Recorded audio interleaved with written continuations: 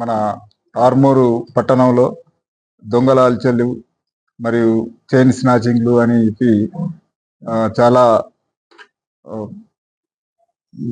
ప్రజలలో భయభ్రాంతులు ఒక వాతావరణం ఉండే దాన్ని ఛేదించడంలో మా ఆర్మూర్ పోలీసు వారు చాలా కష్టపడి వారు చాలా దీనిలో టెక్నాలజీ యూజ్ చేసుకొని మరి లోకల్ ఇంటెలిజెన్స్ నెట్వర్క్ను బలోపేతం చేసి ఈ చైన్ స్నాచింగ్ ఈ గొలుసు దొంగలను పట్టుకోవడంలో ఒక సఫలమైనారు.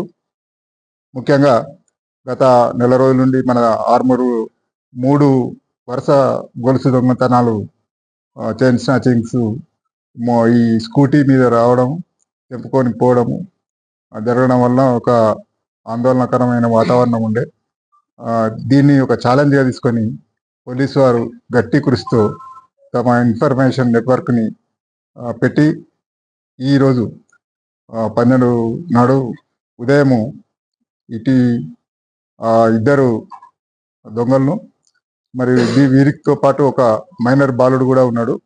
ఇద్దరిలో బట్టు బాలరాజు ఇతని స్కూటీని నడుపుతూ తన వెనుక నూనె గంగాధర్ మరియు ఒక మైనర్ బాలుడు వీళ్ళు ఈ 3 దొంగతనాలు చేసినారు. ప్రాపర్టీ కూడా మనం వాళ్ళ దగ్గర రికవరీ చేయడం జరిగింది. మేము అందరికీ విజ్ఞప్తి చేసేదంటే వీళ్ళు ఎక్కువ ఈ ఒంటరిగా వెళ్ళే మహిళలను టార్గెట్ చేసి వాళ్ళు ఈ ముఖ్యంగా సాయంత్రం ఈ సందులలో నడుచుకుంటూ వెళ్ళే ఒంటరి మహిళలను టార్గెట్ చేసి గొలుసు తెరిపినారు.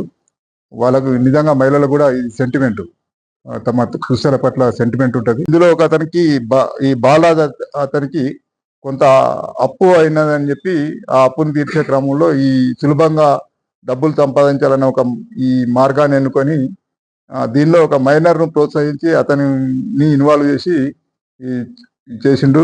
తర్వాత ఈ నూనె గంగాధర్ అలియాస్ హరిచంద్ర ప్రసాద్ ఇతన్ని కూడా వాడుకున్నాడు. ఇతను ఈ క్రమంలో మనకు ఈరోజు మనం పోలీసు వారి నేరస్తులను పట్టుకోవడంలో సఫలీకృతం. లైక్ చేయండి.